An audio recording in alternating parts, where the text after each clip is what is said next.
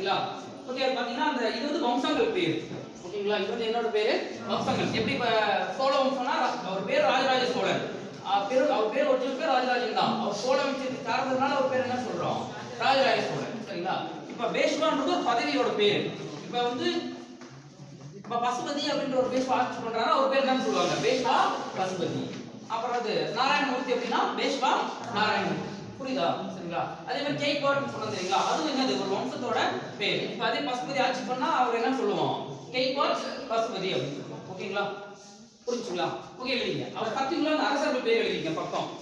Sir இவங்க எல்லாம் சேர்ந்தது தான் மராத்தி பேரரசு இருந்துச்சு, உடைச்சு விட்டானுங்க. சரிங்களா? சிவாஜி செத்து போன அப்புறம் என்ன பண்ணிட்டாங்க? அகாலி பங்காளிலாம் பிடிச்சிட்டாங்க. சரிங்களா? ஓகே, 5 ஊர் லைன் எழுதிருக்கீங்களா? புதுசா வந்தா பக்கம் பார்த்து என்ன பண்ணிக்கங்க, சீக்கிரம் நோட் பண்ணிக்கங்க. ஓகேங்களா? எழுதிங்க.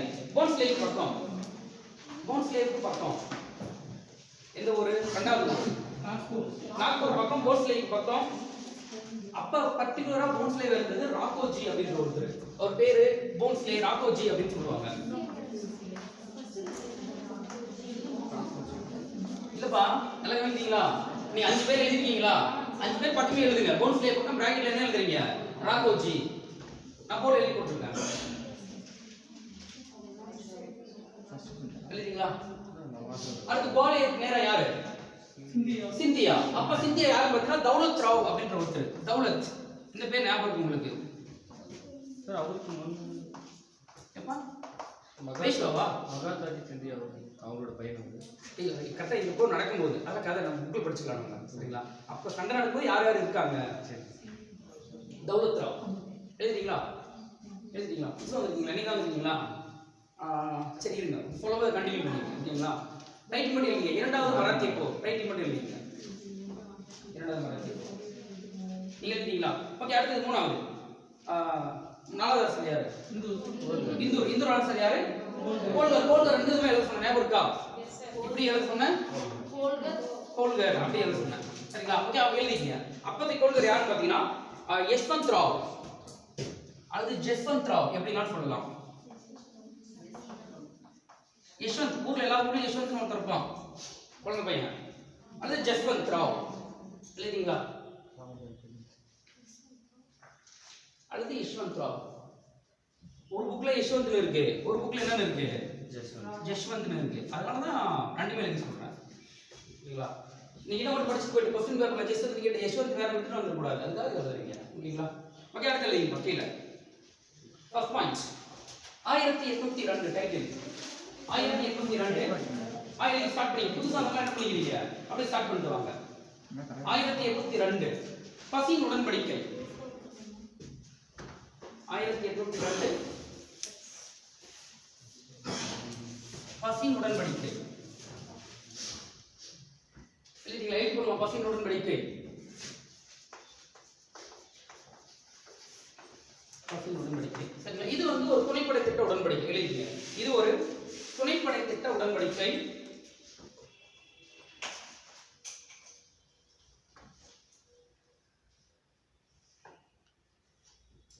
எழுதிங்களா? இந்த உடன்படிக்கை யார் யாருக்கு ஏற்படுதுன்னு பாத்தீங்கன்னா எழுதிங்க. வெல்லஸ்லி பிரபு ஒரு ஐக்கன் போட்டு, பேஷ்வா,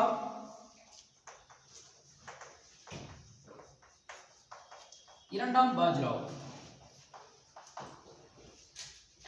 வெல்லஸ்லி பிரபுக்கும் இரண்டாம் பாஜ்ராவ் இடையில தான் என்ன பண்றாங்க? இந்த பசின் உடன்படிக்கை ஏற்றப்படுது. கொஞ்சம் லைன் எழுதுங்க. இரண்டாம் பாஜ்ராவ் எழுதிங்களா? எழுதிங்களா? இந்த டவுட் இருக்கா? சார் क्वेश्चन சொல்லுங்க. முன்னாடி சொல்லுமா? பசின் உடன்படிக்கை எழுதிட்டீங்களா? பசின் உடன்படிக்கை யார் இடையில ஏற்பட்டது? துணைப்படை அறிமுகப்படுத்துறது யாரு? வெல்லஸ்லி. சரிங்களா? மராத்திய பேரரசுல நீங்க என்ன பண்ணிருக்கீங்க தெரியுமா? யார் யாரெல்லாம் முதல்ல ஹைதராபாத் நினைச்சு சொல்லிட்டு லைனா ஒரு 5 ஊர் எழுதிருப்பீங்க. அதுல என்ன எழுதிருப்பீங்க? பூனேன்னு எழுதி பேஷ்வான்னு எழுதிருப்பீங்க. பக்கம் இரண்டாம் பாஜ்ராவை எழுதிருப்பீங்க. ஞாபகம் இருக்கா? அந்த பாஜ்ராவை என்ன உடன்படிக்கை மூலமா இணைகிறாரு? பசின் உடன்படிக்கை மூலமா தான் இணைகிறாரு. ஓகேங்களா? எழுதிட்டீங்களா? மொத்தம் 5 மராத்திய பேரரசு. அதுல ஒருத்த மட்டும் என்ன பண்றான்? துணைப்படை திட்டத்துல சேர்ந்துட்டான். மத்த 4 பேர் என்ன பண்ணல? சேரல. அந்த 4 பேர் சேர்ந்து யாருக்கு சண்டைக்கு போறாங்க? வெல்லஸ்லிக்கு சண்டைக்கு போறாங்க. இதான் எத்தனாவது மராத்திய போர்? இரண்டாவது மராத்திய போர். கீழ எழுதிங்க. பசின் உடன்படிக்கை. இந்த பசின் உடன்படிக்கை மூலமாக வெள்ளஸ்லி பிரபுவும் பேஷ்வாவும் இணைஞ்சிட்டாங்க. இது மத்த 4 பேருக்கு பிடிக்கல. ஓகேங்களா? 4 பேர் சேர்ந்து யாருக்கு சண்டைக்கு போறாங்க? வெள்ளஸ்லி சண்டைக்கு போறாங்க. ஓகேங்களா? ஓகே தானே? கேளுங்க. போரின் போக்கு. போரின் போக்கு. எழுதி அண்டர்லைன் பண்ணிக்கங்க. போரின் போக்கு. எழுதிங்களா? இந்த துணைப்படை திட்டத்தை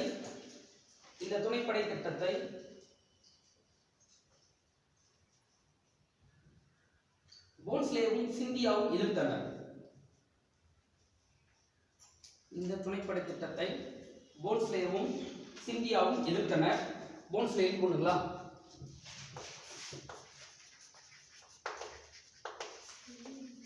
அப்ப போன்ஸ்லே யாரு? அந்த பேர் எழுதி போட்டு பேர்ல ரொம்ப கஷ்டமா இருக்கும். அதனால அங்கே எழுதிட்டு வரணும். சரிங்களா? அந்த திட்டத்தை யார் எதிர்த்தாங்க? போன்ஸ்லேவும் சிந்தியாவும் எதிர்த்தனர். சரிங்களா? அடுத்த பாயிண்ட் எழுதிங்க. வெள்ளஸ்லி பிரபு இந்த இருவரையும்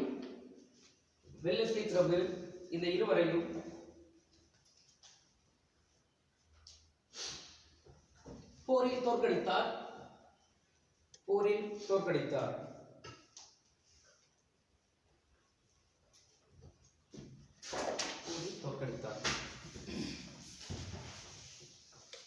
இல்லைங்களா? சண்டையில 2 பேரும் தோத்துட்டாங்க. சரிங்களா? அடுத்து வெள்ளஸ்லி பிரபு பாத்தீங்கன்னா 1803ல சண்டை முடிஞ்சிருச்சு.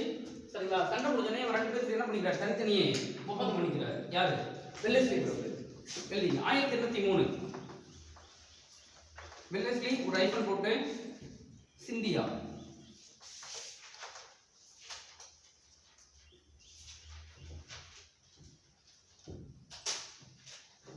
சிந்தியா தௌலத் ராவ் சிந்தியா. சிந்தியா பேரு தௌலத் ராவ். நீங்க ஒரு சிந்தியன் மட்டும் எழுதி வச்சீங்க. சரிங்களா? ஒவ்வொரு டைம் தௌலத் ராவ் எல்லாம் லேட் ஆகும்ல, அதனால பேர் அங்கே எழுதி வச்சிருக்கீங்க. எழுதிங்களா? ஓகே. என்ன உடன்படிக்கைன்னு பாத்தீங்கன்னா வெள்ளஸ்லி பிரபுக்கும் சிந்தியாவுக்கும் நடுவுல 1803 சுர்ஜி. இந்த பேர் ஒரு மாதிரி கஷ்டமா இருக்கும், வாய்ப்பு படிங்க, நல்லா கரெக்டாக வந்துடும். அர்ஜுன் ஞாபகம் வச்சுக்கோங்க. 1803ல் சுர்ஜி அர்ஜுன் கான் உடன்படிக்கை. அவங்க 2 பேருக்கு நடுவில் ஏற்பட்ட உடன்படிக்கை. சுர்ஜி அர்ஜுன் கான்.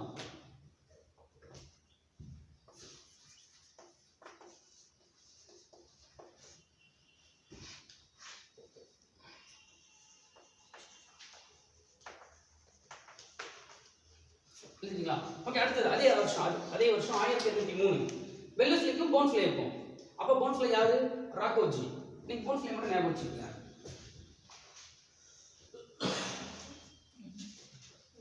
வெள்ளஸ்லிக்கு ஒரு ஐஃபோன் போட்டு போன்ஸ்லே. அவங்க 2 பேரும் என்ன உடன்படிக்கை தெரிஞ்சு சொல்லலாம். தியோகர் உடன்படிக்கை.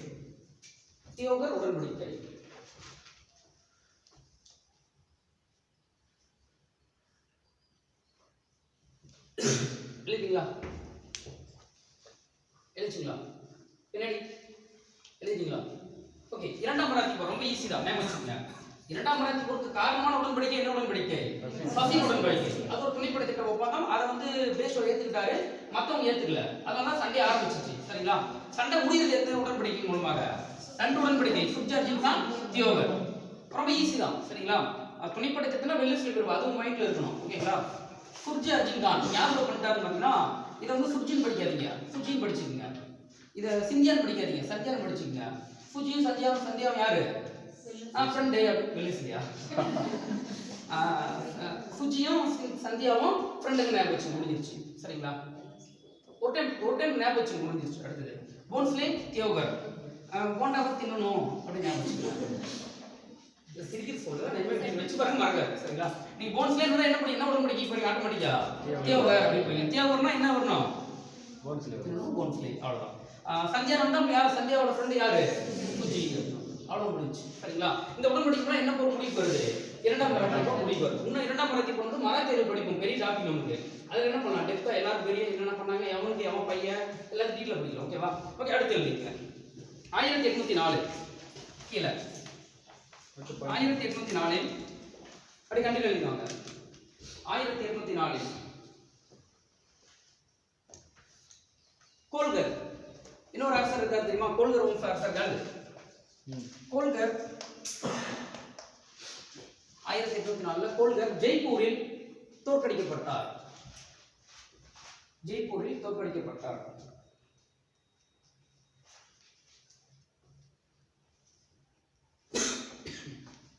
எழுதிங்களா? எழுதிங்களாப்பா? அவ்வளோ இவரும் வெள்ளஸ்லி தான். இவரும் வெள்ளஸ்லி தான். வெள்ளஸ்லி இதெல்லாம் யாருக்கு எழுதிட்டு இருக்கோம்? நம்ம வெள்ளஸ்லிக்கு எழுதிட்டு இருக்கோம். சரிங்களா? புதுசா வந்தவங்களுக்கு எத்தனாவது மராத்தி போட்டு ஸ்டார்ட் பண்ணிருக்கீங்க? இரண்டாம் மராத்தி போட்டு எத்தனாவது கிளாஸ் இன்னைக்கு? 6வது கிளாஸ். நீங்க டே 6 எழுதுங்க. ஓகேங்களா? ஒரு 5 கிளாஸ் மிஸ் ஆயிடுச்சு. பக்கத்துல இருக்கவங்க பார்த்து என்ன பண்ணீங்க? காப்பி பண்ணீங்க. ஓகேங்களா? ஓகே எழுதிக்கங்க. வெள்ளஸ்லி பிரபு இந்தியாவில் ஆங்கில அரசு என்பதை ஆங்கில பேரரசாக மாற்றினார். வெள்ளஸ்லி பிரபு இந்தியாவில் ஆங்கில அரசு என்பதை ஆங்கில பேரரசு என மாற்றினார். வெள்ளஸ்லி பிரபு இந்தியாவில் ஆங்கில அரசு என்பதை ஒரு ஏரமர் போட்டு ஆங்கில பேரரசாக மாற்றினார். ஆங்கில பேரரசாக மாற்றினார். அதனால ஒரு பட்ட பேர் என்னது? வங்காளப்புலி அப்படின்னு அவரே சொல்லிக்கிறாரு. அப்படி சொல்லிட்டாரு. இப்ப என்னன்னு பேர் சொல்லுங்க? கரெக்ட் தான். அக்பர். எழுதிங்க. இதனால் இவர் ஆங்கில கிழக்கிந்திய கம்பெனியின் அக்பர் என அழைக்கப்படுகிறார். கேட்குங்க. கரெக்டா எழுதிட்டீங்களா? எழுதிங்க. இதனால் இவர் ஆங்கில கிழக்கிந்திய கம்பெனியின்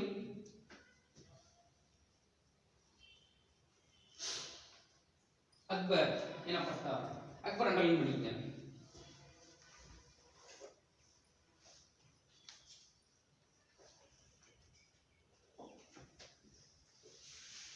தெரியுங்களா? ரொம்ப இம்பார்ட்டன்ட். இதே மாதிரி ஒருத்தர் படிச்சுட்டான். அக்பர் போர்ச்சுகீஸ் வணிகக்குழுவி. அக்பர் யாரு? அல்பன்செடி அல்புகர். அவர் போர்ச்சுகீஸ் கம்பெனிக்கு, இவர் யாரு? ஆங்கில கம்பெனி. ஏன் வந்து எல்லாரும் அக்பர் கூட கம்பேர் பண்றாங்க? அதிகமா இந்தியாவை அதிகமா ஆட்சி பண்ணது யாரு? அக்பர். அதனால எல்லாரும் என்ன பண்றாங்க? போய் அவர் கூட கம்பேர் பண்றாங்க. சரிங்களா? ஓகே. வெள்ளஸ்லி பிரபு. வெள்ளஸ்லி பிரபு உங்களுக்கு ரொம்ப ஞாபகம் வேண்டியது என்னது? துணைப்படை திட்டம். ஓகேங்களா? துணைப்படை திட்டம் என்ன வருஷம்? 1798. அதுக்கப்புறம் என்ன ஞாபகம் வரணும்? 4வது மைசூர் போர் 1799. அதுக்கப்புறம் 2வது மராத்தி போர். ஈஸி தான். 2வது மராத்தி போர் 3 உடன்படிக்கை. பசின் உடன்படிக்கை, அதுக்கப்புறம் 2 உடன்படிக்கை. சுர்ஜி அர்ஜுன் உடன்படிக்கை யார் கூட? யோசிச்சு சொல்லுங்க. சுர்ஜி அர்ஜுன் சுர்ஜி அப்ப யார் வரணும்? இந்தியா. அடுத்து தியோகர் உடன்படிக்கை சொல்லி விடுங்க. அப்படி ஞாபகம் வச்சு. ஓகேங்களா? முடிஞ்சு. இதான் வெள்ளஸ்லி பிரபு. அது மட்டும் இல்லாம வெள்ளஸ்லி பிரபு பாத்தீங்கன்னா 1798ல ஒரு சங்கத்தை ஆரம்பிக்கிறார். எழுதிக்கங்க. அடுத்த பாயிண்ட். இது ஜெனரல் பாயிண்ட். வெள்ளஸ்லி 1798 அரசு ஊழியர் பயிற்சி மையத்தை நிறுவினார். ஊழியர்கள் என்ன கேள்வி நானே சொல்றேன். 1798ல அரசு ஊழியர் பயிற்சி மையத்தை நிறுவினார். அரசு ஊழியர் பயிற்சி மையம் எதுக்காக பாத்தீங்கன்னா, எழுதிங்களா? அரசு ஊழியர் பயிற்சி மையத்தை நிறுவினார். இந்தியாவில் வேலை பார்க்குற இந்தியர்களுக்கு இங்கிலீஷ் சொல்லுங்க தெரியல. அவங்க இங்கிலீஷ் சொல்லி கொடுக்கணும்னு சொல்லிட்டு என்ன பண்றாரு? ஒரு இதை நிறுவுறாரு. சரிங்களா? அது மட்டும் இல்லாம வில்லியம் கோட்டையில் ஒரு காலேஜ் ஒன்று கட்டுறாரு. சரிங்களா? எழுதிங்க. 1800 வில்லியம் கோட்டையில் கல்லூரி ஒன்றை நிறுவ முயன்றார். 1800ல வில்லியம் கோட்டை எழுதிட்டீங்களா? வில்லியம் கோட்டை எழுதிட்டீங்களா? சொல்லுங்க. வில்லியம் கோட்டை என்ன வருஷம்? 1700. சரிங்களா? ஒவ்வொரு டைம் எல்லாம் ஞாபகம் பண்ணாதான் இயர் மறக்காதெல்லாம் மறந்துடுவீங்க. சரிங்களா? வில்லியம் கோட்டையில் கல்லூரி ஒன்றை நிறுவ முயன்றார். எழுதிங்களா? ஏன்னா மில் அப்ப காலேஜ் கட்டிட்டாரா? கட்ட முடியல. சரிங்களா? அதுக்கு பதில் 1806 எழுதிக்கீங்க. 1806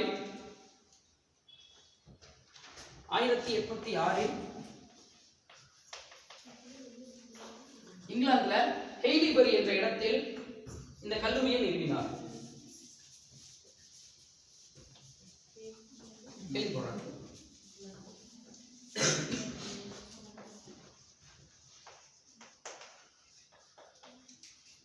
ஹெய்லிபரி என்ற இடத்தில் கல்லூரியை நிறுவினார் 1806ல.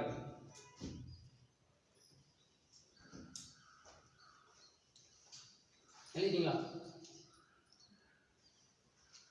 எழுதிங்களா? ஓகே. அடுத்த அவ்வளவு வெள்ளஸ்லி பிரபு ஓவர். சரிங்களா? ஓகே. அடுத்த ஆளுநர் யாரு? எத்தனாவது ஆளுநர்?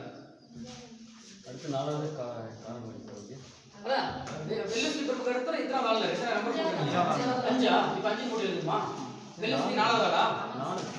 வால்நெஸ்டிக்கு அப்புறம் யாரு? கார்மலிஸ்க்கு அப்புறம் ஒரு 4க்கு அப்புறம் வெள்ளஸ்லிக்கு அப்புறம் யாரு? இப்போ எவ்வளவு போறோமா? 5 எழுதிங்க. 5வது ஆளு யாருன்னு பார்த்தீங்கன்னா ஜார்ஜ் பார்லோ. சொல்லுங்க, ஜார்ஜ் பார்லோ யாரு? காரணமாளி சட்டத்தொகுப்பின் காரணகர்த்தா. எழுதிங்க.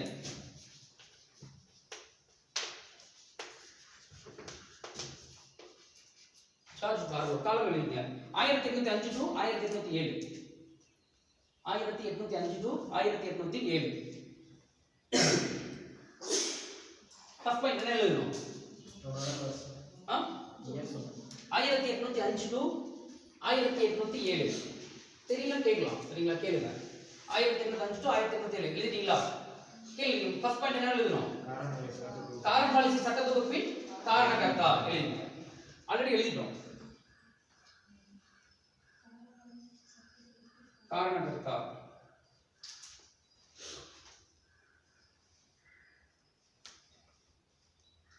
எழுதிங்களா? காரணகர்த்தா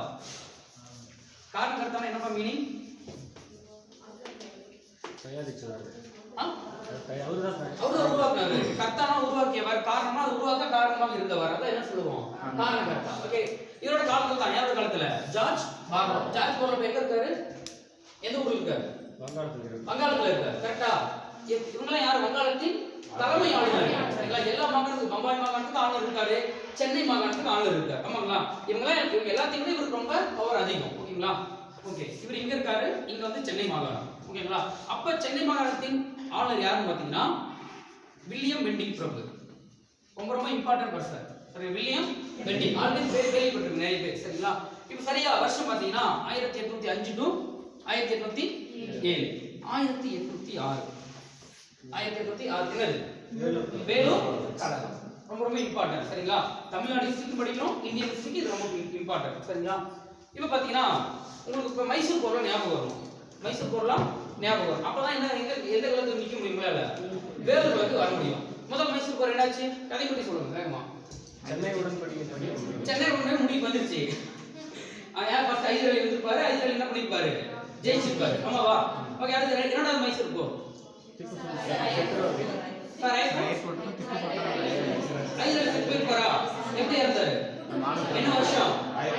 1782 வரை. அப்புறம் யார் சண்டை தொடர்ந்து நடத்திருப்பாரு?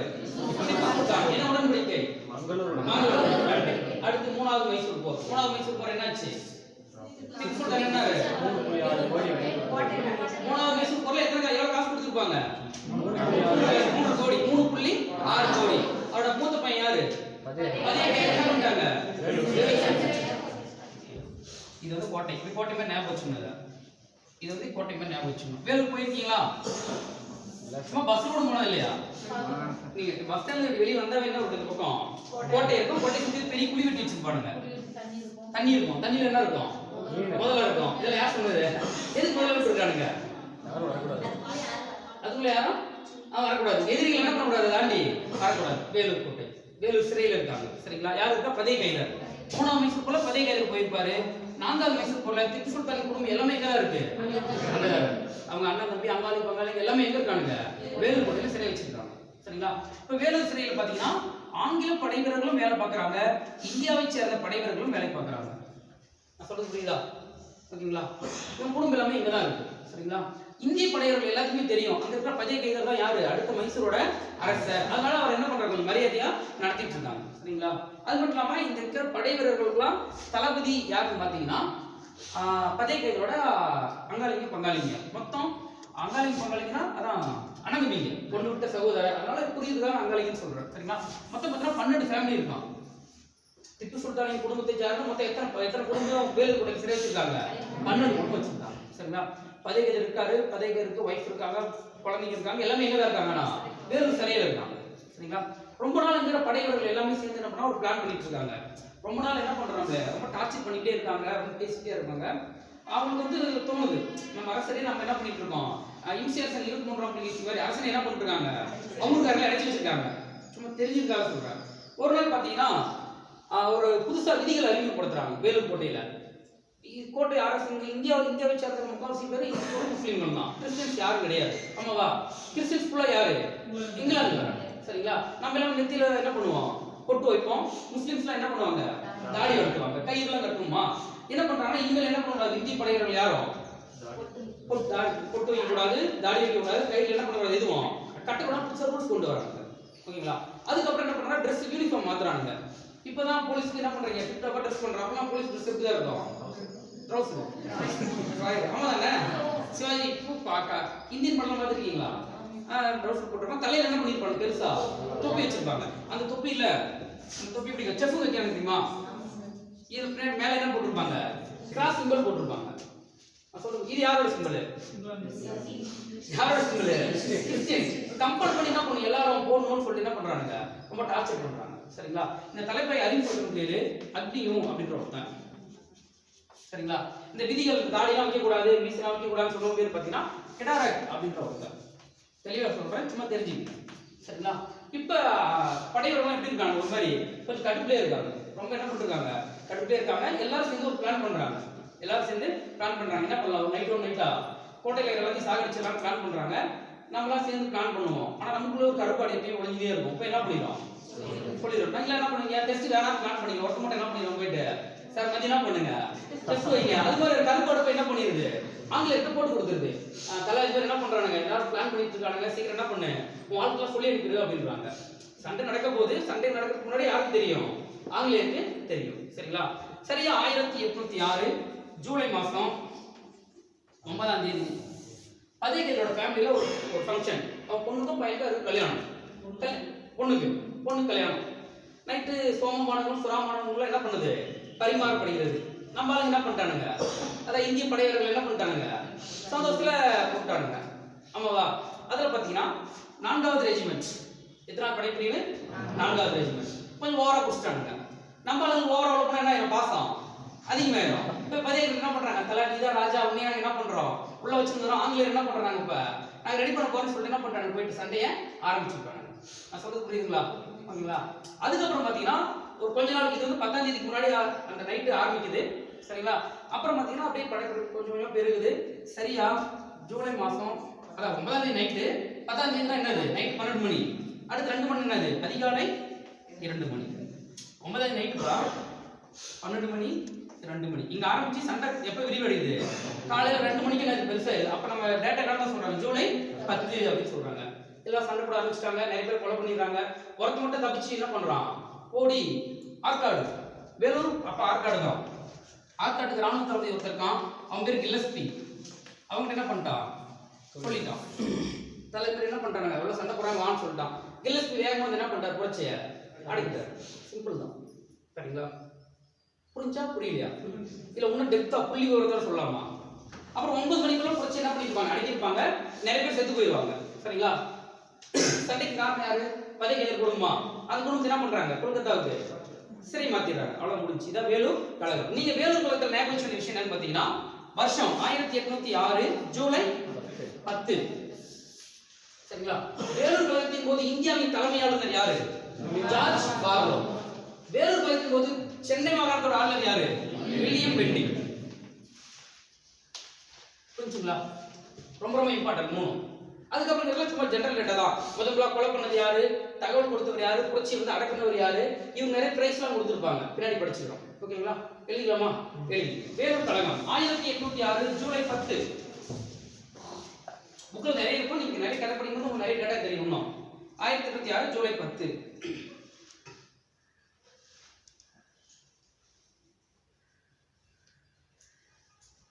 எழுதிட்டீங்களா? காரணம், சண்டை ஏன் வந்துச்சு, காரணம்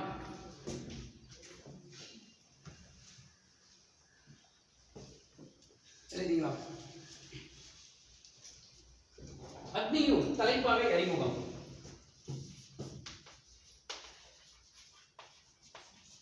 அக்னியு அப்படின்ற ஒருத்தன் ஒரு தலைப்பாகை அறிமுகப்படுத்துறான், தொப்பிய. அதனால என்ன சொல்றாங்க, அக்னியு தலைப்பாகை சொல்றோம்.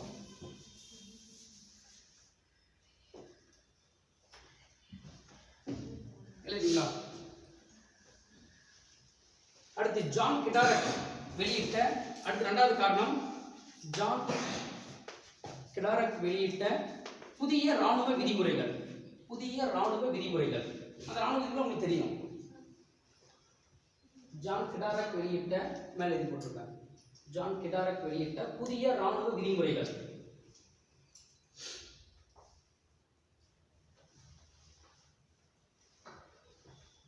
எழுதிங்களா?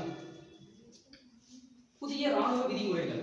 அதான் தாடி வைக்கக்கூடாது, நெத்தியில பொட்டு வைக்கக்கூடாது, எந்த கலரும் கட்டக்கூடாது அப்படின்ற விதிமுறைகள்லாம் யார் கொண்டு வந்து? ஜான் கெடாரக். தலைப்பாகை கொண்டு வந்து யாரு? ஆக்னி. ஓகேங்களா? கீழே எழுதிங்க. புரட்சிக்கு முன்பு, அது கழகத்துக்கு முன்பு. புரட்சி நடக்கிறதுக்கு முன்னாடி ஒரு சின்ன சண்டை அந்த கோட்டையில, அந்த சண்டை எழுதிக்கிறீங்க. புரட்சிக்கு முன்பு.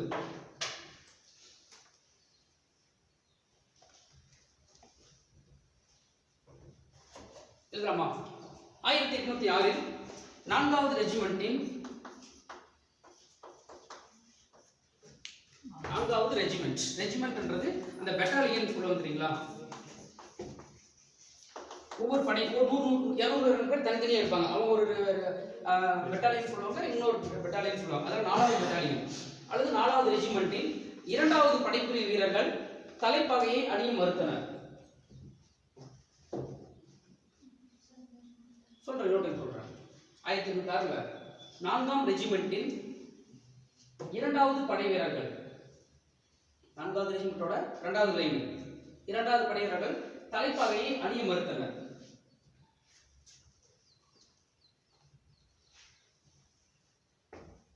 எழுதிங்களா? எழுதிங்களா? ஓகேங்களா? உடனே இவங்க மேல என்ன பண்ணிட்டாங்க? இந்த 2வது படைப்பிரிவு என்ன பண்ணிட்டாங்க? கேஸ் ஃபைல் பண்ணிட்டாங்க. ஓகேங்களா?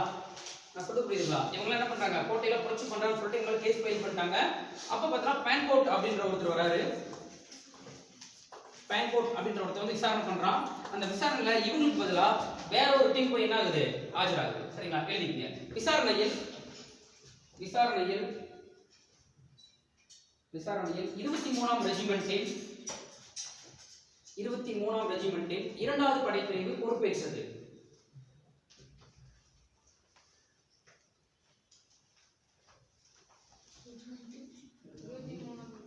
23ஆவது 2வது படைப்பிரிவு பொறுப்பேற்றது.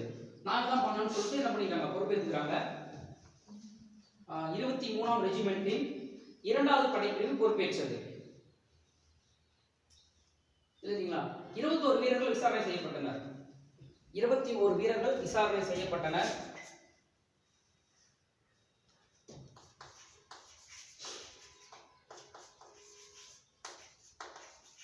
அந்த 21 பேர்ல 10 பேர் முஸ்லிம், 11 பேர் இந்துக்கள்.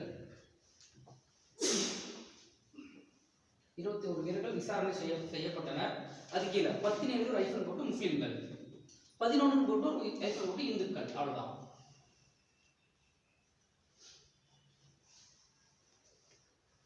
எழுதிங்களா? இதுல பாத்தீங்கன்னா இந்த 21 பேர்ல 2 பேர் மட்டும் செலக்ட் பண்ணி அவங்க 2 பேருக்கு என்ன பண்றாங்க? ஆளுக்கு எத்தனை கஸ்டடிகள்? ஆளுக்கு 900 கஸ்டடிகள். ஒவ்வொருத்தருக்கும் எத்தனை கஸ்டடிகள்? 900 கஸ்டடிகள் கொடுக்குறாங்க. இனிமேல் என்ன பண்ணக்கூடாது? எவனும் புரட்சியே பண்ணக்கூடாது அப்படின்னு எழுதிங்க. நீதிமன்ற உத்தரவின் பேரில் 2 வீரர்கள், ஒருத்தர் இந்து ஒருத்தர் இஸ்லாம், நீதிமன்ற உத்தரவின் பேரில் இருவருக்கு தலா 900 கஸ்டடிகள் வழங்கப்பட்டன.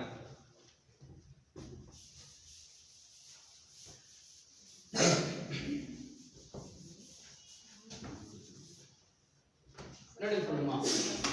வழங்கப்பட்டன. 900 கஸ்டடி அடிச்சா உயிரோட இருந்திருப்பானுங்க? இருந்திருக்க மாட்டாங்க. 900 கஸ்டடிகள் வழங்கப்பட்டன. எழுதிங்களா? புது புக்ல இருக்கு. பழைய புக்ல அந்த டேட்டாஸ்லாம் கிடையாது. அத கஸ்டடி என்னது?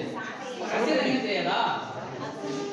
அதான் ஆடலுடன் பாடலை கேட்டு அந்த பாட்டு அடிப்பாங்களே, சாட்டை, அந்த பெரிய சாட்டை மாதிரி என்ன பண்ண கட்டி வச்சு அடிச்சுட்டே இருப்பாங்க. ஓகேங்களா? தெரியுங்களப்பா? கஸ்டடினா தெரியாது உங்களுக்கு? சாட்டை அடி. சரிங்களா? ஓகே, அடுத்து எழுதிக்க. அடுத்து 1886 ஜூன். அடுத்த பாயிண்ட் 1886 ஜூன் மாதம் முஸ்தபா பெக் அட்டல் பண்ணிக்கங்க. முஸ்தபா பெக் என்பவர்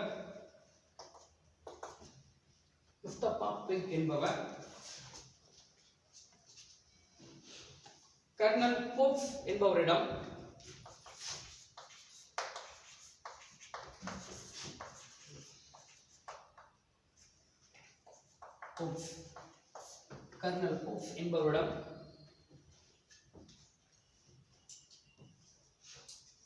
புரட்சியின் ரகசிய திட்டங்களை அறிவித்தார். புரட்சியின் ரகசிய திட்டங்களை பின்னாடி புரட்சி பண்ணும்போது முன்னாடி போய் என்ன பண்ணிட்டாரு சொல்லிட்டாரு.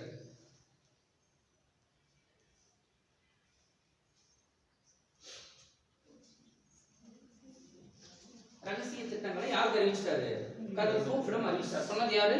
முஸ்தபா பெக். இவன் நம்ம ஊர்க்காரன், சரிங்களா? இவரு ஆங்கிலேயர், அவர்கிட்ட சொல்லிட்டாரு. ஓகேங்களா? பத்தி எழுதிக்கங்க. பதே கைதர்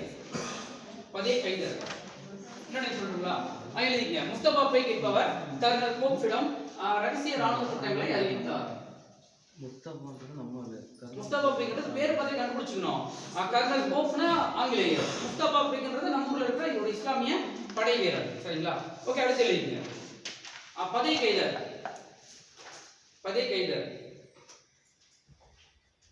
பதே கைதர் தகவல்களை முகமது மாலிக் என்பவர் மூலம் பெற்றார். பதே கைதருக்கு வந்து இருக்கிற எல்லா நியூஸும் சொல்றோம் பேர் என்ன பேரு? முகமது மாலிக். பதே கைதருக்கு தகவல் கொடுத்தவர் அப்படின்னா பதே கைதர் முகமது மாலிக் மூலமாக தகவல் அனைத்தையும் பெற்றார். அங்க சுத்தி என்ன நடக்குதுன்னு சொல்லிட்டு அவர் தான் எல்லாரும் சொல்றாரு.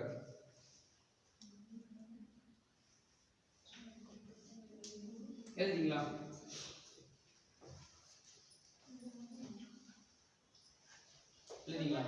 மறுபடியும் சொல்றீங்களா? இப்ப அந்த முகமது மாலிக் தான் யாருக்கு போய் தகவல் சொல்றாரு? பதே கைதருக்கு ஸ்பை மாதிரி. இவருக்கு ஸ்பை, இவருக்கு ஸ்பை. ஓகேங்களா? எல்லாமே நம்ம ஊர்க்காரங்க தான். ஓகேங்களா? ஓகே, அடுத்து எழுதிங்க. வேலூர் புரட்சிக்கு காரணமானவர்கள். இல்ல அப்படியே பாயிண்ட் எழுதிட்டாங்க. ஹெட்லைன் தான் நானே சொல்லிடுவேன். வேலூர் புரட்சிக்கு காரணமானவர்கள்.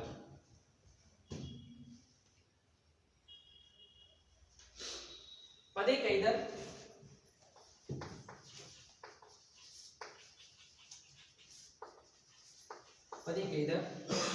அடுத்து மொய்சுதீன் அப்படின்ற ஒருத்தர்.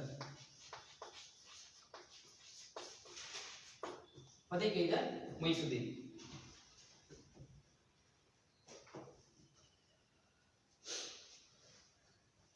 எழுதிங்களா?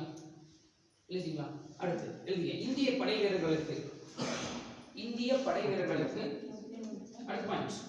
இந்திய படை வீரர்களுக்கு தலைமை தாங்கியவர் ஜமாலுதீன்.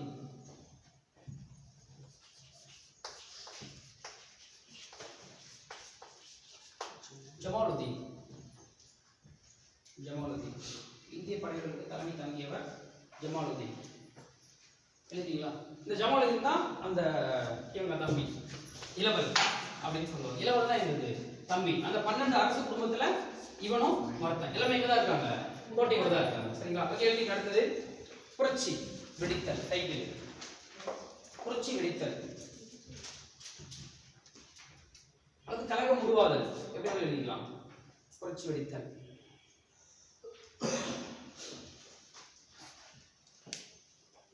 இல்லைமா?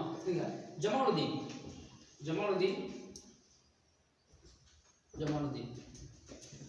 ஒரு ஏர்மர் போட்டு. ஒரு ஏர்மர் போட்டா என்ன அர்த்தம்? ஏர்மர். அதனால நம்ம இன்னும் இப்படி தான் 2 பேருக்கு சண்டை நடக்கும், சரிங்களா? இது ஐசன் போட்டா என்ன அர்த்தம்? 2 பேருக்குள்ள உடன்படிக்கைன்னு அர்த்தம். இப்படி ஏர்மர் போட்டா என்ன அர்த்தம்? இவங்க வந்து என்ன பண்றாரு? ஏதோ சொல்றாரு அர்த்தம். கூற்றுப்படி எழுதும் தெரியுமா? நீங்க அப்படியே எழுத என்ன பண்ணுங்க? முஸ்தபாவுக்கு ஏர்மர் போட்டா இது பேர் சொன்னார்னு அர்த்தம், சரிங்களா? இப்ப ஜமாலுதீன் எழுதி என்ன பண்ணீங்க? ஏர்மர் போட்டுங்க, சரிங்களா? வேலுக்கோட்டையை 8 நாட்கள் 8 போட்டு எழுதுங்க. வேலுக்கோட்டையை 8 நாட்கள் கட்டுப்பாட்டில் வைத்திருக்கும் பட்சத்தில் அல்லது வைத்திருந்தால் போதும். வேலுக்கோட்டையை எத்தனை நாள் கட்டுப்பாடு வச்சிருக்குன்னு சொல்றாரு? 8 நாள் வைத்திருந்தால் போதும்.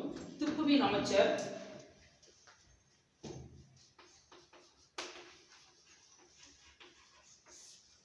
திப்புவின் அமைச்சர் பூர்ணியா.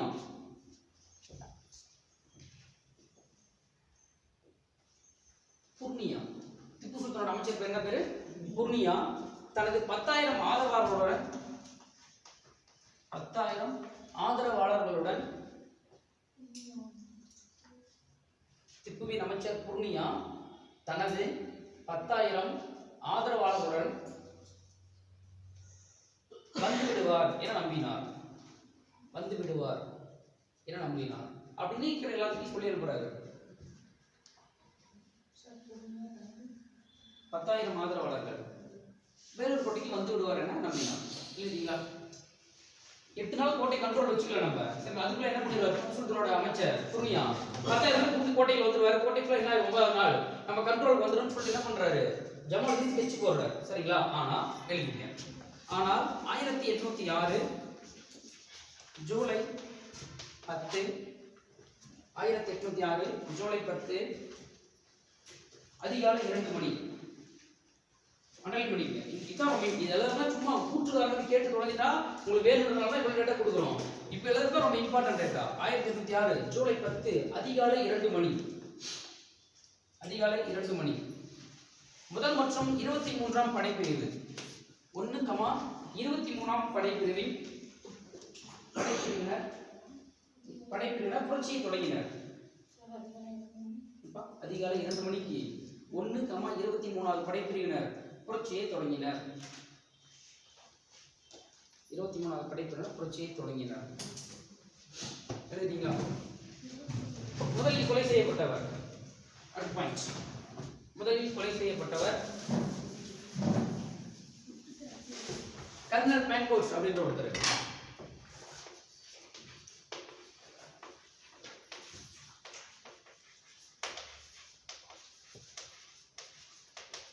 Kernel மேன்கோட்ஸ்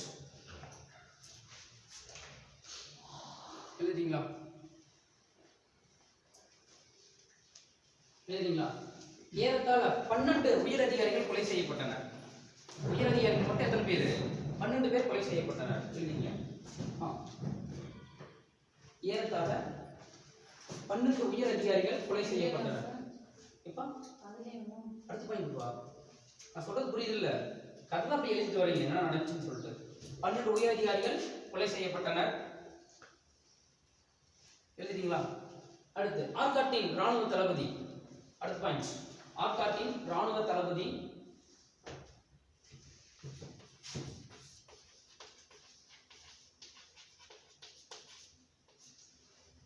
Gillespie. ஆர்காட்டின் ராணுவ தளபதி பேரு கில்லஸ்பி. அண்டர்லைன் பண்ணிக்கங்க. ஆர்காட்டின் ராணுவ தளபதி கில்லஸ்பி. நமக்கு அந்த கில்லஸ்பி யாரு? ஆஸ்திரேலியன் பவுலர் ஓடி ஒரு பயணம் மண்டபத்தில் அவன் தான். ஞாபகம் வச்சுக்கங்க. சரிங்களா?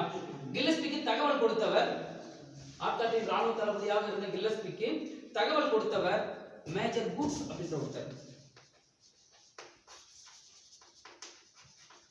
மேஜர் குட்ஸ் போர்டு எழுதி போட்டிருக்காங்க. தெரியல பார்த்து எழுதுங்க. Major goods.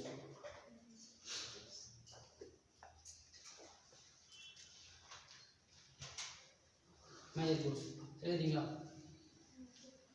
எழுதிங்களா? ஓகேங்களா?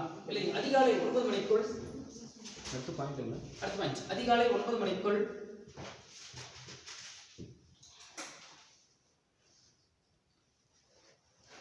கில்லஸ்பி புரட்சியை அடக்கினார். கில்லஸ்பி புரட்சியை அடக்கினார். புரட்சியை அடக்கினார். சரிங்களா? வேலூர் கோட்டையில் இருந்த புலிக்கொடி இறக்கப்பட்டது. வேலூர் கோட்டையில் புலிக்கொடி ஏற்றி வச்சிருக்காங்க நைட்டா. வேலூர் கோட்டையில் இருந்த புலிக்கொடி இறக்கப்பட்டது. புலிக்கொடி இறக்கப்பட்டது.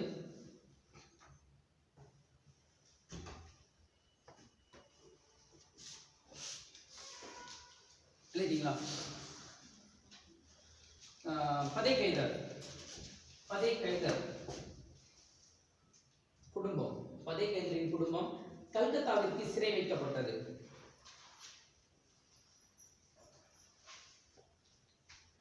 பதை கைதரின் குடும்பம் எங்கு சிறை வைக்கப்பட்டது? கல்கத்தாவில் சிறை வைக்கப்பட்டது.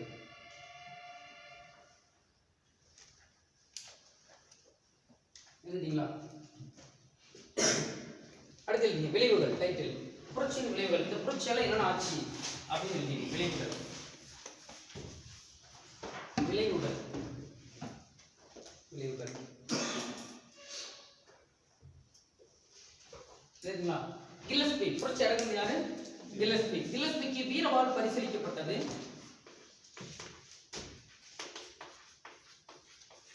வீரவாள் பரிசீலிக்கப்பட்டது.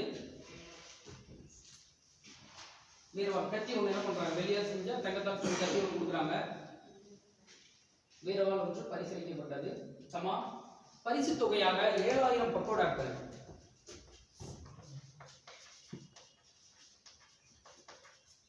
பரிசு தொகையாக 7000 பக்கோடாக்கள் அளிக்கப்பட்டது. பரிசு தொகையாக 7000 பக்கோடாக்கள் அளிக்கப்பட்டது. எழுதிங்களா? எழுதிச்சா? கேட்கணும், கேட்டாலும் சொல்லுங்க, சொல்ல மாட்டேன். பக்கோடானா என்ன? பக்கோடாவா? பக்கோடான்றது பாத்தீங்கன்னா விஜயநகர ஆட்சியில் அறிமுகப்படுத்தப்பட்ட ஒரு வகையான தங்க நாணயம். இப்போ நம்ம ரூபாய்னு சொல்றோமா? இப்போ என்ன சொல்றோம்? ரூபாய். அப்ப விஜயநகர காலத்துல அந்த காசு பேர் என்ன சொல்றாங்க? பக்கோடா. பக்கோடா அப்படின்னா இந்த பக்கோடான்ற பேர் வச்சது யார் பார்த்தோம்னா ஐரோப்பியர்கள் தான் வச்சாங்க அப்படின்னு புக்ல ஒரு கதை இருக்கு. சரிங்களா? எழுதிங்க. பக்கோடானா ரூபாய் அப்படின்னு எழுதிக்கீங்க. காசு தான் அது, பணம் தான். அப்பத்தி பணத்தோட பேர் என்ன பேரு? பக்கோடா. எழுதிட்டீங்களா?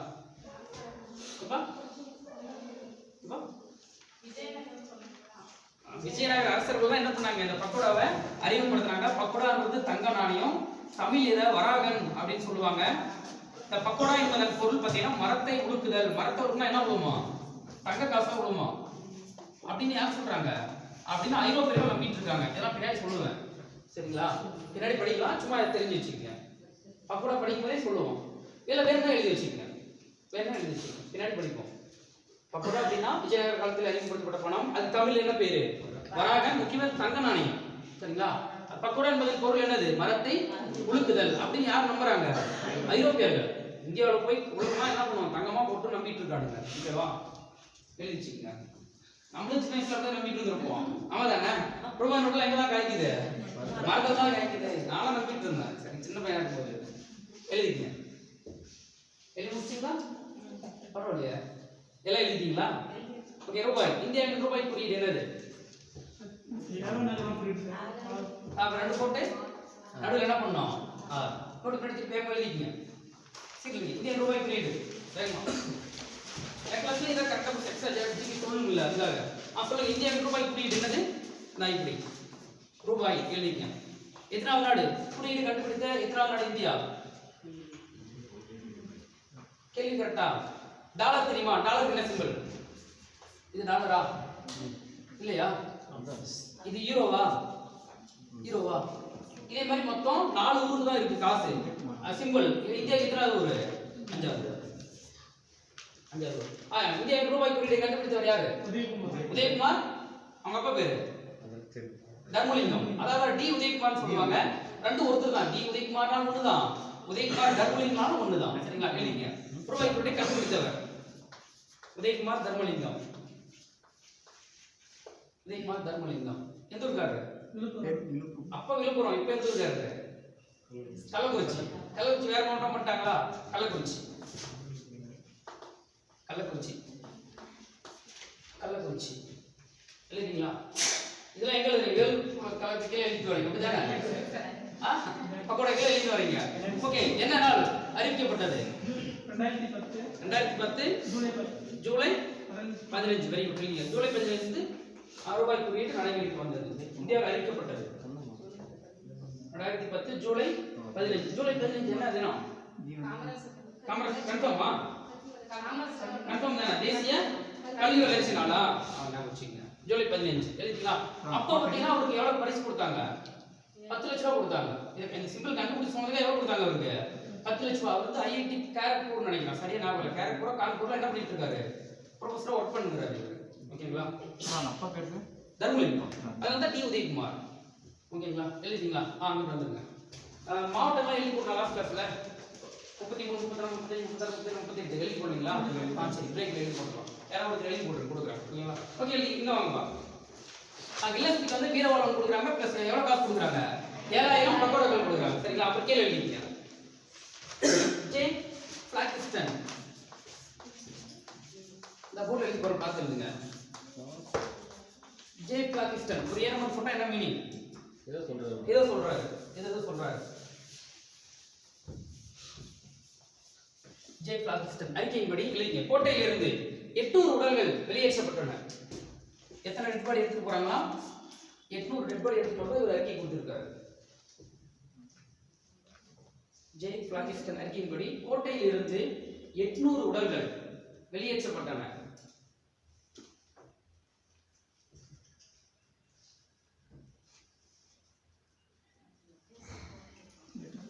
எழுதிங்களா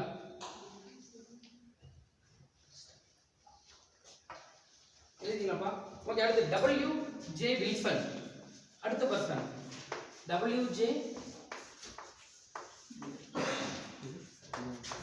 வில்சன் அப்படின்ற ஒருத்தர் ஒரு அறிக்கை கொடுத்திருக்காரு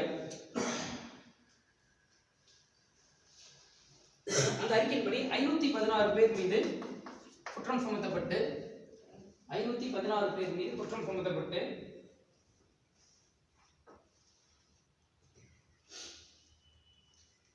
குற்றம் சுமத்தப்பட்டு 516 பேர் மேல என்னுடைய சொல்லுங்களா ஜே டபிள்யூ வில்சன் கூற்றுப்படி 516 பேர் மீது குற்றம் சாட்டப்பட்டு 378 பேர் ரொம்ப இம்பார்ட்டன்ட் 378 பேர் சிறை வைக்கப்பட்டனர்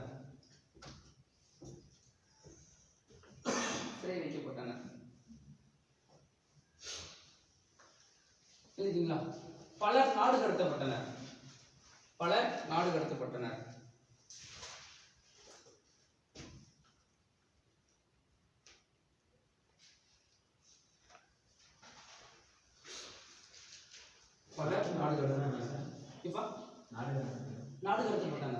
கடத்தல் என்னவா சொல்லுங்க நம்ம ஊர்ல வந்து என்ன பண்ணுவாங்க கைதியை அரெஸ்ட் பண்ணி வேற நாட்டுக்கு சிறை வச்சிருவாங்க அவங்க சாகிற வரைக்கும் என்ன பண்ண மாட்டாங்க நாட்டுக்கு சின்ன தண்டனை பாதி நாள் ஒரு 4-5 வருஷம் திரும்பி பண்ணி போடுறாங்க பெரிய தண்டனை என்ன பண்ண மாட்டாங்க அனுப்பவே மாட்டாங்க ஓகே இதான் நாடு கடத்துது என்ன பண்ணுவாங்க அங்கேயும் சிறையில தான் இருப்பாங்க ஆனா நம்ம நாட்டுல இருக்க மாட்டாங்க நம்ம போய் பார்க்க இப்ப நம்ம ஊர்ல சிறையில என்ன பண்ணலாம் நீங்க போய் வீட்டுல யாராவது வீட்டுல இருக்கிறவங்க இப்ப என் தம்பி ஒரு நாள் சொல்றேன் சும்மா எக்ஸாம் நானே இருந்தா என் தம்பி என்ன பண்ணுவான் எப்பயாவது வந்து வேற நாள் வந்து எப்படி பாக்குறது அடையாளமே செத்து போன அப்புறம் என்ன பண்ண மாட்டாங்க பணத்தை அனுப்ப மாட்டாங்க இதான் நாடு கடத்துது இப்ப கிடையாது சரிங்களா இப்ப பார்த்தீங்கன்னா இப்ப வீட்டு சிறையை ஆரம்பிச்சுட்டாங்க வீட்டுல என்ன பண்ணிடுவாங்க சிறை வச்சிருக்காங்க வெளி இடத்துல தொடர்பு இருக்காது நல்ல கேள்வி விரிவு நாடு கடத்தலாம் தெரியுமா கேள்விப்பட்ட யார் வேற யாரும் நாடு கடத்திருக்காங்களா நேதாஜி சுபாஷ் சந்திர போஸ் தெரியுமா நேதாஜி சுபாஷ் சந்திர போஸ் நானே நடத்துவேன் சரிங்களா நேதாஜி சுபாஷ் சந்திர போஸ் பாத்தீங்கன்னா விமான விபத்துல இறந்துட்டாரு அப்படின்னு சொல்லிட்டு இருப்பாங்க அப்படிதான் புக்ல இருக்கும் சரிங்களா உண்மையில என்ன பண்ணாங்க அவரை ஜெர்மனிக்கு நாடு கடத்தி கொண்டு போயிட்டாங்க சரிங்களா அது நடக்கும்போது சொல்றேன் இப்ப சொன்னா அங்க நடந்தது எனக்கு கதை இருக்காது ஓகே நீங்க அவ்வளவுதான் வேலூர் கழகம் முடிஞ்சிச்சு சரிங்களா ஒரு 4-5 விட்டுருங்க புக்ல நிறைய இருக்கு ஒரு 4-5 பக்கத்துல இருக்கு சரிங்களா மோஸ்ட்லி அந்த கொஸ்டின் கேட்கிற ஏரியாக்கெல்லாம் என்ன பண்றேன் நானே உங்களுக்கு பாயிண்ட்ஸை கொடுத்துட்டேன் இல்ல அதையும் தாண்டி நான் நிறைய படிக்கணும் அப்படின்னா என்ன பண்ணுங்க நீங்க புக்ல படிச்சு சரிங்களா எங்க இருக்குன்னா நீ புது புக்கு 8 புக்ல இருக்கா 8 புக்கு 10th புக்ல 11th புக்கு 11th புக்ல அதிகமா இருக்கு ஒரு 6 பக்கம் இருக்கும் நீங்க படிச்சீங்க கதை மட்டும் படிச்சீங்க டேட்டா எங்கே இருக்கும் புரியுமா இருக்குது புரியாதா அதான் இத மட்டும் படிச்சீங்க மராத்தியில சுத்தமா புரியுது மராத்தியில புரியாது நான் காலையில வந்து படிச்சிட்டு வாங்க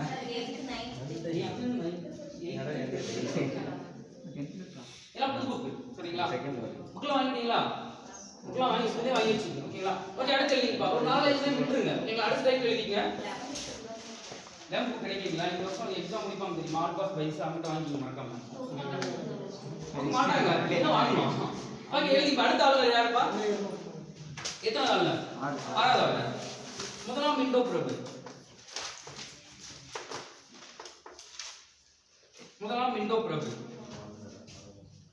காலம் 1807 டு 1813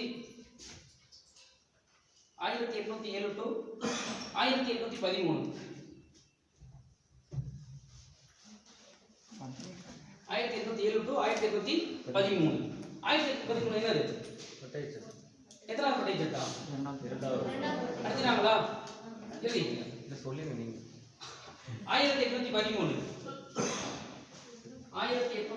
இரண்டாவது பட்டய சட்டம். இரண்டாவது எழுதக்கூடாது, ரெண்டு எழுதி பட்டய சட்டம் எழுதணும் வேகமா. 1813 இரண்டாவது பட்டய சட்டம். சார் நடத்துறாங்க இரண்டாவது பட்டய சட்டம். ரொம்ப இம்பார்ட்டன்ட் சொல்லுங்க. இரண்டாவது பட்டய சட்டத்துல ரொம்ப ரொம்ப இம்பார்ட்டன்ட் ஒரு பாயிண்ட். கல்விக்காக 1 லட்சம். சரி புரிஞ்சு எழுதிங்க. அது மட்டும் எழுதிங்க. ஏன்டா இதுக்கு நிறைய இருக்கு, இது மட்டும் எழுதிங்க. வேணா வாங்கிங்க யாராவது. கல்விக்காக 1 லட்சம் ரூபாய் ஒதுக்கப்பட்டது.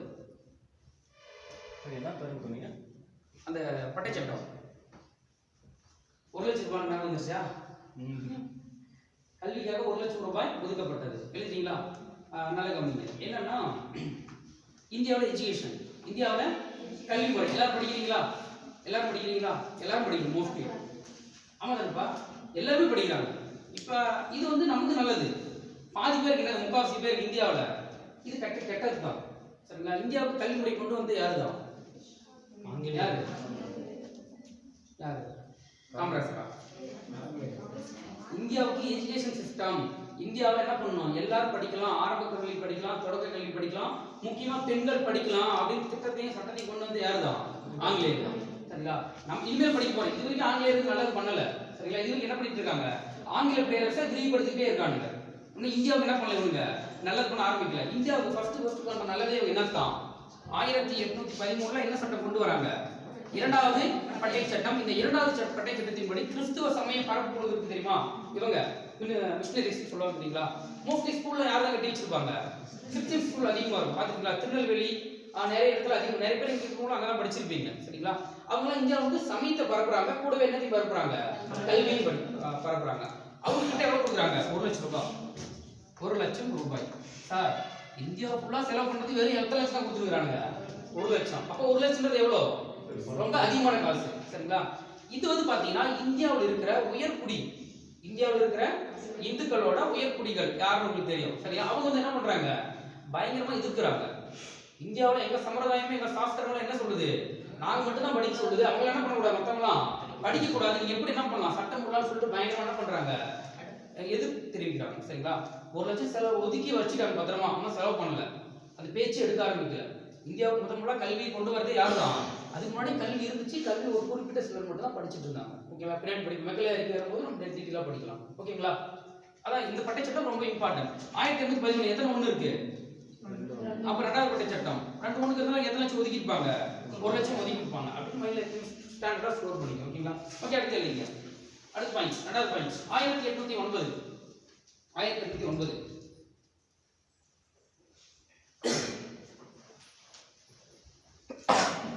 1809 ஒரு உடன்படிக்கை. நல்ல கவனிங்க.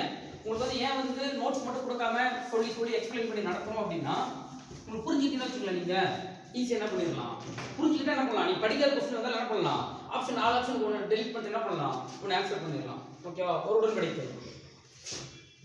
பஞ்சாப் அரசர், கேள்வி எழுதுறீங்க, நான் கேள்வி எழுதி போடுறேன். பஞ்சாப் அரசர் ரஞ்சித் சிங்குடன்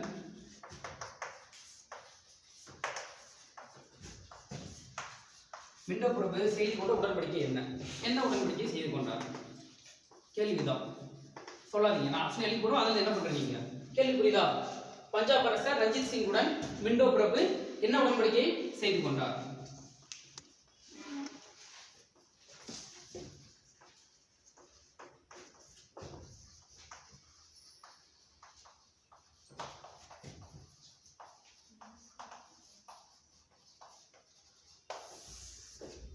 டெல்லி உடன்படிக்கை நாம வேகவழி போடுறோம், கிரிக்கிறது நான் தான் நல்லதா இருக்கும், லேட் ஆகும்ல. டெல்லி உடன்படிக்கை, லாகூர் உடன்படிக்கை, அலகாபாத் உடன்படிக்கை, அமிர்தசரஸ் உடன்படிக்கை. சொல்லுங்க பார்க்கலாம். இப்போ நம்ம 7வது பயன்படுத்தி என்ன பண்றீங்க, என்ன உடன்படிக்கை இருக்கு, நான் நீ படிக்கல, ஆமா தான் நான் படிக்கல, நீங்களே ஆன்சர் கண்டுபிடிக்க போறீங்க. சொல்லுங்க, என்ன உடன்படிக்கை? ஃபர்ஸ்ட் நானே கேக்குறேன், டெல்லி உடன்படிக்கை நினைக்கிறவங்க கை தூக்குங்க. சும்மா 7 பேரா இருந்தீங்களா, நம்ம கை தூக்குங்க. யாரும் இல்லையா? ஏன் டெல்லி இல்ல? அரசர் அங்க இருக்க மாட்டார். சரி, ஓகே. அது லாகூர் உடன்படிக்கை அங்கேயும் இருக்க மாட்டார். 1 கை தூக்கலாம். லாகூர் 1 2 3 4. Very good. ரைசன்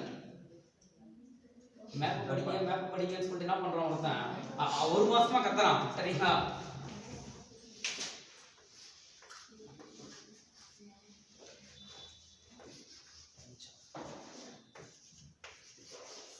என்ன அது தீபம். டெல்லி எங்க இருக்கு? இங்கிட்டு இருக்கு. ஓகேங்களா? நம்ம அவர் எந்த ராசரா? பஞ்சாப் அரசர். அப்ப டெல்லி இல்ல. ஓகே, லாகூர் 4 பேர் 5 பேர். ஓகே, அலகாபாத் உடன்படிக்கை சொல்றவங்க யாரும் இல்லையா? ஓகே, அமிர்தசரஸ் உடன்படிக்கைன்னு சொல்றவங்க இவ்வளவுதான். மத்த கை தூக்காதவங்க ஆப்ஷன் இ. இதுக்கு எதுவும் இல்லை. ஆமாதானே? ஆமாதானப்பா? அது தெரியல உள்ள என்ன ஆப்ஷன்? இவற்றில் எதுவும் இல்லை. யாராவது இவற்றில் எதுவும் இல்லை போடுறீங்களா எக்ஸாம்ல? நான் திரும்ப சொல்லிட்டேன். 4 ஆப்ஷன் என்ன பண்ணணும்? ஏதோ ஒரு ஆப்ஷன் என்ன பண்ணணும்? ஆன்சர் பண்ணிரணும். இப்போ ஆப்ஷன் டி கை தூக்க எத்தனை பேர்? ஒரு 13 பேர். 13 பேர் எத்தனை பேர்? நான் சும்மா சொல்றேன். 4 பேர். சரியா? ஏன் அமிர்தசரஸ்? பஞ்சாப். அப்ப லாகூர் எங்க இருக்கு? லாகூர் எங்க இருக்கு? லாகூர் பாகிஸ்தான் பக்கம். லாகூர் பஞ்சாப் எல்லாமே என்னதான்? ஒண்ணுதான். அப்ப லாகூர் பாகிஸ்தான் என்னதான்? லாகூர் இது லாகூர் இருக்கு, இது பாகிஸ்தான் இருக்கு, எங்க இருக்கு? பஞ்சாப் இருக்கு. இப்பதான் என்னது? இது பஞ்சாப், இது என்னது? பாகிஸ்தான். சரிங்களா? ஒண்ணு ஆன்சர் லாகூரா இருக்கும், அப்படின்னா என்னவா இருக்கும்? அமிர்தசரஸ். லாகூர் பக்கத்துல வச்சுக்கலாம். இப்ப லாகூர் கைத்துக்கு 5 பேர் கண்டிப்பா 2 கிடையாது இல்ல. ஓகேவா? யாரெல்லாம் ஏசி போட்டீங்களோ அவங்க தான் தப்பு. இந்த 2 பேர் உங்களுக்கு ஏன் தெரியுது? அமிர்தசரஸ் எந்த ஊர்ல இருக்கு? பஞ்சாப்ல இருக்கு. ஓகேங்களா? ரஞ்சித் அது மட்டும் இல்லாம பஞ்சாபின் பிரபுலப்ப அண்ணன் ரஞ்சித் சிங்கும் விண்டோ பிரபுக்கும் இடையான உடன்படிக்கைனா எல்லாரும் கண்டுபிடிச்சிடலாம். ரஞ்சித் சிங்கெல்லாம் அதிகமா இருப்பாங்க. சிங்கெல்லாம் எந்த மதத்தை சார்ந்தவர்கள்? சீக்கிய மதம். நான் சொல்றது புரியுதுங்களா? அதான் தெரியல. இருந்தாலும் என்ன பண்றோம்? அப்படியே அங்கங்க யோசிச்சு என்ன பண்றோம்? லாகூர் வருமோ அமிர்தசரஸும் அப்படி பயன்படுத்தி என்ன பண்ணணும்? நீங்க போடணும். அமிர்தசரஸ் தெரிஞ்சு பஞ்சாப்ல அமிர்தசரஸ் இருக்குன்னு தெரிஞ்சவங்க என்ன பண்றீங்க? ஆன்சர் பண்றீங்க. அமிர்தசரஸ் உங்களுக்கு இருக்குதே தெரியாத என்ன பண்றீங்க? ஆப்ஷன் இ ரெடியா வைக்கிறீங்க. இவற்றில் எதுவும் இல்லை. நான் சொல்றது புரியுதுங்களா? ஓகேவா? அதுக்காக சொல்றேன். ஓகேவா? ஓகே, எழுதிக்கங்க. 1029 பஞ்சாப் அரசர் ரஞ்சித் சிங் விண்டோ பிரபுடன் என்ன உடன்படிக்கை செஞ்சுக்கிட்டாரு? அமிர்தசரஸ் உடன்படிக்கை செய்து கொண்டார். எழுதி கொடுங்க. திரும்ப கேக்குறீங்க. ரஞ்சித் சிங் விண்டோ பிரபுடன் என்ன உடன்படிக்கை? அமிர்தசரஸ் உடன்படிக்கை. அவ்வளவுதான்.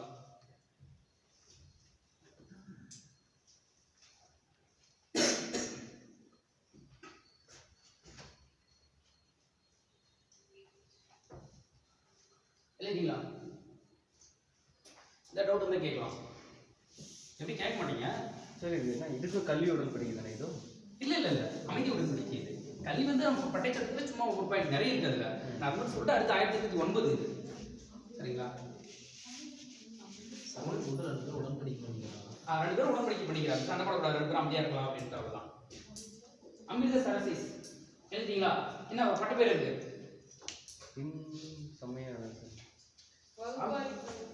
அமிர்தசரஸ்க்கு ஒரு ஊர் அது. அது தெரியுமா? அமிர்தசரஸ்ல என்ன இருக்கு? கோயில் இருக்கு. அந்த கோயில் என்ன கலர்ல இருக்கு? என்ன கோயில் அது? பொற்கோயில் நகர்னா என்னது? அமிர்தசரஸ். இந்திரா காந்தி அம்மா தெரியுமா? இந்திரா காந்தி அம்மையார் யாரு? நேரோட பொண்ணு. ஆமா தானே? நேரு எத்தனை வருஷம் இந்திரா காந்தி லெட்டர் எழுதினாரு? கன்ஃபார்மா? 42 முடிவாங்க. 42 வருஷம் லெட்டர் எழுதினாரா? இந்திரா காந்தி அம்மா இறந்துருப்பாங்க தெரியுமா? இந்திரா காந்தி அம்மா என்ன பண்ணிட்டாங்க? அவரோட பாதுகாவலர்களே சுட்டு கொலை பண்ணாங்க. ஏன் சுட்டு கொலை பண்ணாங்க தெரியுமா? சீக்கிய மதமான அவங்களோட புனித தலம் அமிர்தசரஸ் பொற்கோயில். அதுல வந்து ஆபரேஷன் ப்ளூ ஸ்டார், அதாவது தீவிரவாதிகள் இருக்கான்னு சொல்லிட்டு என்ன பண்ணிருப்பாங்க? உள்ளது வந்து என்ன பண்ணாங்க? ஒரு ஆபரேஷன் பண்ணாங்க. அதனால அந்த கோயிலின் புனித தன்மை கெட்டதா யார் நினைக்கிறாங்க? சீக்கியர்கள். ஃபாதர் என்ன பண்ணாங்க? அம்மாவை சமம் பண்ணிட்டாங்க. ஞாபகம் வச்சுக்கோங்க. சரிங்களா? ஆபரேஷன் ப்ளூ ஸ்டார் அப்படின்னா பொற்கோயில் நகரம் அப்படின்னு சொல்லுவோம். இதெல்லாம் எங்க இருக்கு? கோயில் ஒரு தங்க கலர்ல இருக்கும். ஓகேங்களா? ஓகே, எழுதிப்பா. இதெல்லாம் என்ன? இந்திரா காந்தி எங்க எழுதி கேட்கிறீங்க? ரஞ்சித் சிங் எழுதி கேட்கிறீங்க. அப்படிதானே? ஓகே, எழுதிப்பா. அடுத்த ஆளுநர் அவ்வளவுதான், ரொம்ப கம்மி தான், சின்னதா விண்டோ பிரபு. ஓகே, அடுத்து ஹேஸ்டிங்ஸ் பிரபு. எத்தனை ஆளுநர்? 7 எழுதி ஹேஸ்டிங்ஸ். புதுசா வந்தவங்களுக்கு பக்கம் ஓனருக்கு என்ன பண்ணணும்? இப்பெல்லாம் எழுதுமான்னு சொல்லி கொடுக்கணும். ஹேஸ்டிங்ஸ் பிரபு 1813 டு 1823 10 வருஷம். 13 டு 1823 ஹேஸ்டிங்ஸ் பிரபு எழுதலாமா? முன்னாடி ஒரு ஆர்கனைஸ்டிங். இவர் யாரு? வெறும் ஹேஸ்டிங்ஸ். அதை என்ன பண்ணிக்கிறீங்க? குழப்பிக்காதீங்க. ஓகே, 13 ல இருந்து 23 10 வருஷம். ஃபர்ஸ்ட் தடவை ஆர்கனைஸ்டிங், இப்போ தடவை யார்? வெறும் ஹேஸ்டிங்ஸ் பிரபு. ஓகேவா? ஓகே, எழுதிக்க. அமெரிக்க விடுதலை போர். First point. அமெரிக்க விடுதலை போர். அமெரிக்க விடுதலை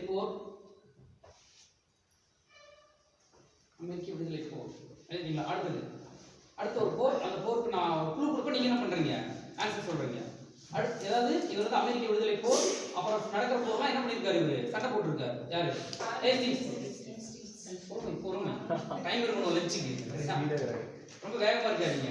ஓகே, அடுத்து ஃபர்ஸ்ட் அமெரிக்க விடுதலை போர், அதுக்கப்புறம் விடுதலை போர் என்னன்னு பாத்தீங்கன்னா இந்த போர் தான் மூன்றாவது கர்நாடக போருக்கு காரணம்.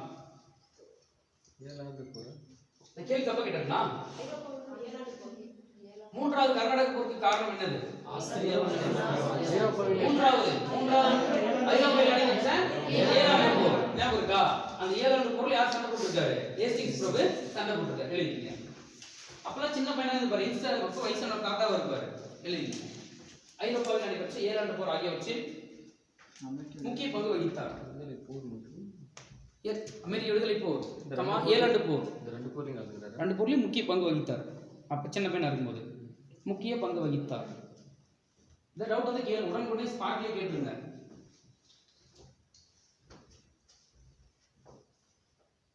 எழுதிங்களா?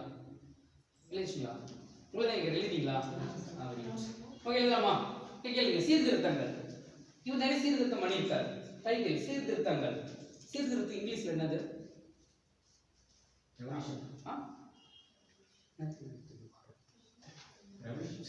ரெவல்யூஷனா? அப்படியா? ஒழுங்குபடுத்துறது. அது என்ன இங்கிலீஷ் மீடியம் இருக்கிறவங்க எழுதிங்க, அவங்களுக்காக சொல்றாங்க. ஓகேவா? ஓகே, எழுதிப்பா. 1817 பத்திரிகை சுதந்திரம் வழங்கினார். First point. 1817 பத்திரிகை சுதந்திரம். நம்பர் வந்து 1 2 3 போட்டு எழுதிடுவாங்க. 17 பத்திரிகை சுதந்திரம் வழங்கினார். பத்திரிகை சுதந்திரம் வழங்கினார். அடுத்து 1817 ரொம்ப ரொம்ப இம்பார்ட்டன்ட் சிம்பிள் போட்டு எழுதுங்க. 1817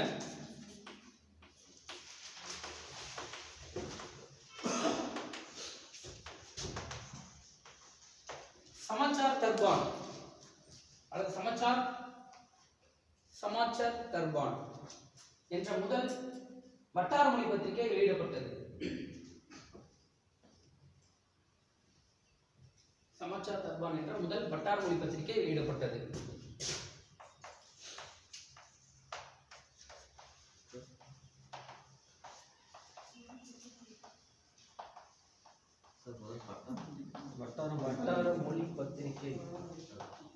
வட்டார மொழி பத்திரிகை ஆல்ரெடி கிளாஸ்ல சொல்லியிருக்கோம்.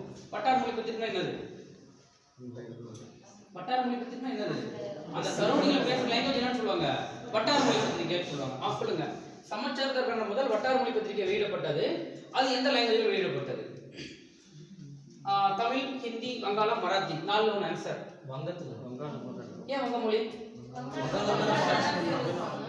அவ்வளவுதான் எழுதிங்க. வங்க மொழி பத்திரிகை. Very good. இதெல்லாம் படிச்சா ஈஸியா என்ன பண்ணலாம்? மைண்ட் ஸ்டோர் பண்ணி வச்சுக்கலாம். முதல் வங்க மொழி பத்திரிகை கேட்டாலும் இதுதான். இந்தியாவின் முதல் வட்டார மொழி பத்திரிகை கேட்டால் என்னதான்? சமாச்சார் தர்பான். எழுதிங்களா? எழுதிங்களா? ஓகே, சொல்லுங்க. இந்தியாவின் முதல் பத்திரிகை என்னது? பெங்கால் தேசம். வெளியிட்டவர் பேரு ஜேம்ஸ் அகஸ்டஸ் நிக்கி. அடுத்து என்ன வருஷம்? 1880. Very good. சரிங்களா? ஓகே, அடுத்து எழுதிங்கப்பா. அடுத்து இவர் இது வங்கமொழி பத்திரிகை. அடுத்து டேவிட் ஹேர் என்பவருடன் இணைந்து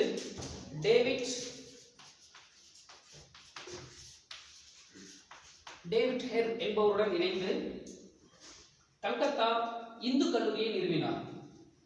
டேவிட் ஹேர் மேலே போட்டிருக்காங்க. என்பவருடன் இணைந்து கல்கத்தாவில் ஒரு இந்து கல்லூரியை நிறுவினார்.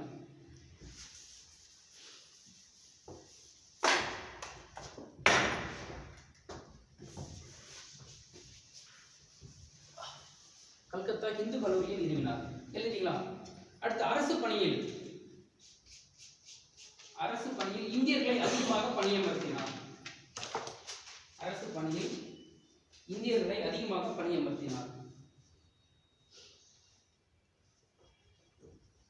எழுதிங்களா?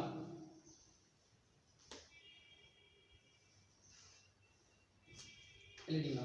ஓகே, அடுத்த டைட்டில் சீர்திருத்தத்துல ரொம்ப ரொம்ப இம்பார்ட்டன்ட். ரயத்து வாரி முறை. டைட்டில் பா ஹேஸ்டிங்ஸ் கீழே டைட்டில் ரயத்து வாரி முறை. இது மட்டும் எழுதிக்கலாம். ரயத்து வாரி முறை. பிராக்கெட்ல நிலவரி. இது வந்து ஒரு வகையான நிலவரி. இது சொல்லிட்டேன் 5 டைம் சொல்லிட்டேன். டைட்டில் சொல்லிட்டு ரைட் மாதிரி முறை இது வந்து என்ன வரி நிலவரி. சரிங்களா? கீழே எழுதிங்க. ரயத் அப்படின்னா உழவர் அப்படின்னு மீனிங். உழவர் ரைட் அப்படின்ற சொல்லோட மீனிங் என்னது? உழவர். அரேபிய லாங்குவேஜ்ல அரபிக்ல அரேபிய மொழி சொல். ரைட் என்பது அரேபிய மொழி சொல். என்ன மீனிங்? உழவர் என்ற அர்த்தம். சரிங்களா? அறிமுகப்படுத்தியவர் இல்லைங்க. அது காரணகர்த்தா. காரணகர்த்தா ஆட்சி யாரோட ஆட்சி? ஹேஸ்டிங்ஸோட ஆட்சி. பர்டிகுலர் அறிமுகப்படுத்தினது யாருன்னு எழுதிக்கங்க.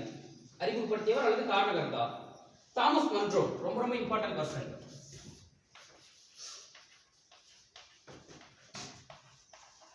தாமஸ் மன்றோ அறிமுகப்படுத்தியவர் அல்லது காரணகர்த்தா யாருப்பா? Thomas Munro. சரிங்களா? இவர் யார் பார்த்தீங்கன்னா அப்போதைய சென்னை மாகாண ஆளுநர். எழுதிங்க. அப்போதைய சென்னை மாகாண ஆளுநர் தாமஸ் மன்றோ அப்போதைய சென்னை மாகாண ஆளுநர்.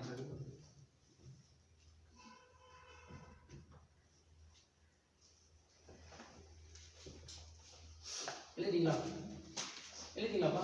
ஓகேங்களா? அப்ப முதலாக ரைட் ஒரு முறை எங்க அறிமுகப்படுத்தப்பட்டிருக்கோம்? சென்னை மாகாணம். எழுதிக்கங்க. முதலில் சென்னை பகுதிக்கு அறிமுகப்படுத்தப்பட்டு